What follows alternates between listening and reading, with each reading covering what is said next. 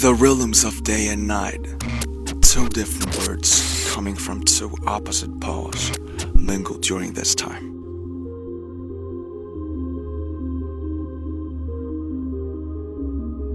My parents' house made up one realm. This realm was familiar to me in almost every way. Mother and father, love and strictness, model behavior, and school.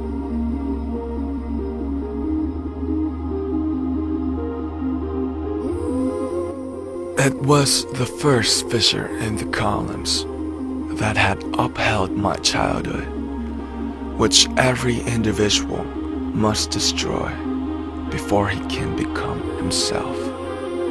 Such fissure and rents grow together.